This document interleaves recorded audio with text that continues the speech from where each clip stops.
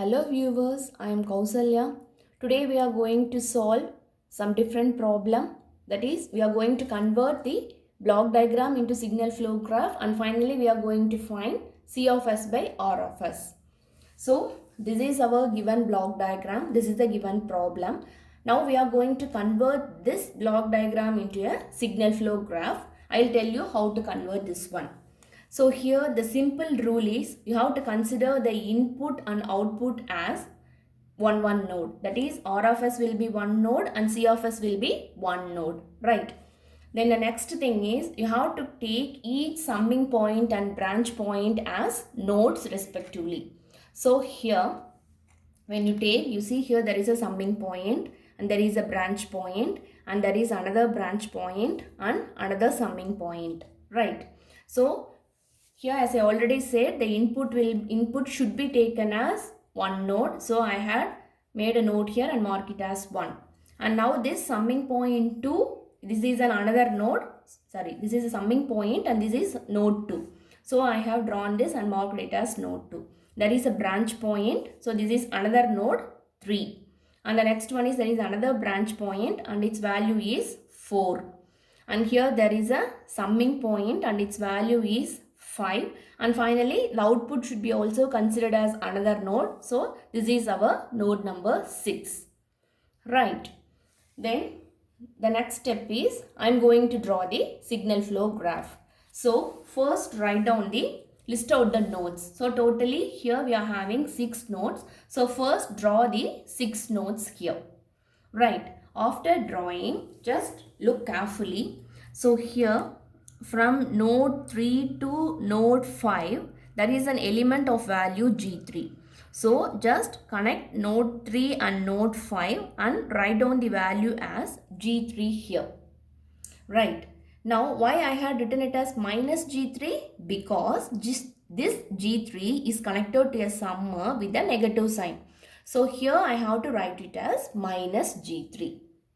Right. And the next one is here, consider your node 2, and from 4 to 2 there is an element, and again the type is it is connected with a negative sign here. So again you have to draw a graph like this, and here you have to write it as minus H, right? Because this element H is connected to the summer with a negative sign. So here you have to write it as minus H, right? So apart from this, that's all. We have drawn the signal flow graph. And the next step, as usual, we need to calculate the forward path gain. So again from this graph, actually this problem is very simple. So from this graph you see, this forms your first forward path, right? Because it starts from 1, it ends with 6, and you see there are arrowheads which moves forward. So this forms your first forward path. So here I have drawn this first forward path. Just write down the values here, gain. So the gain value will be 1 into 1 into G1 into G2 into 1. So here I will be having G1, G2, right? Now again look at this signal flow graph. You see there is another forward path like this.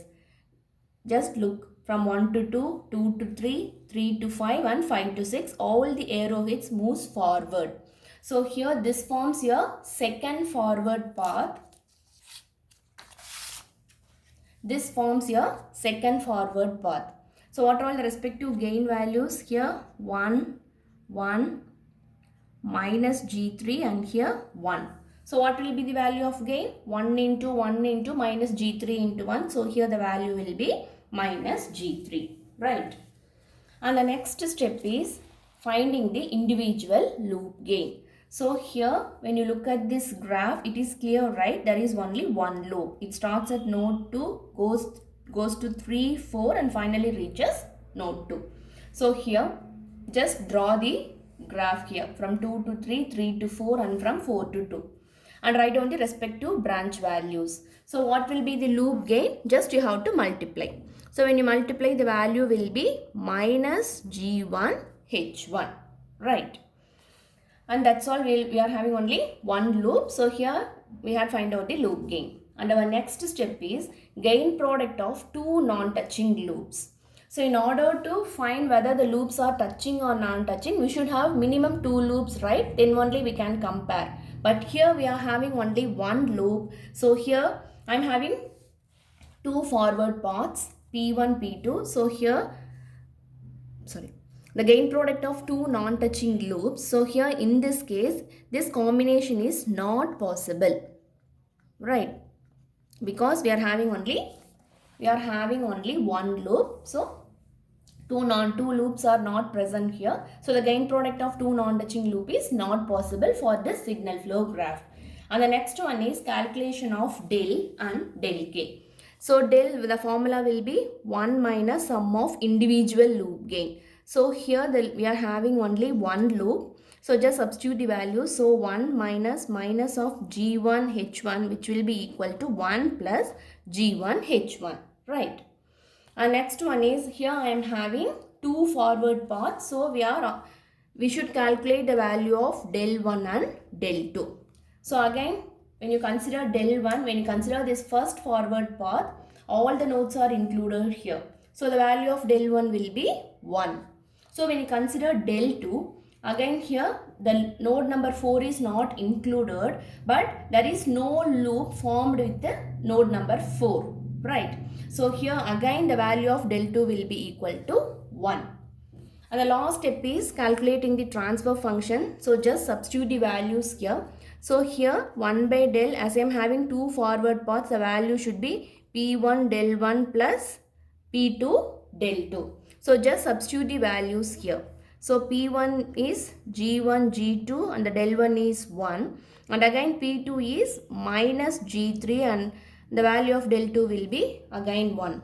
The whole divided by, what is the value of del? The value of del is 1 plus G1 H1. So this is our final answer for this given block diagram.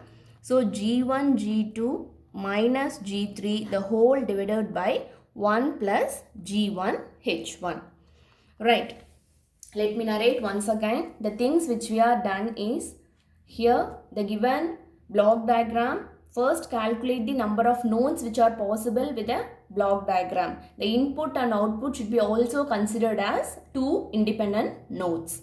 So once the nodes are marked, just draw the signal flow graph. Be careful, after drawing the signal flow graph, check whether all the elements present in the blocks are written here. It is must, right? Here G1, G2, G3, H. And here also your signal flow graph should consist of G1, G2, G3 and H. So this is our first step, and the remaining steps you people all know. You have to calculate path gain, loop gain and gain product, and you have to calculate the value of del 1 and del 2. Since we have two forward paths, we need to calculate two values of del. So del 1 and del 2.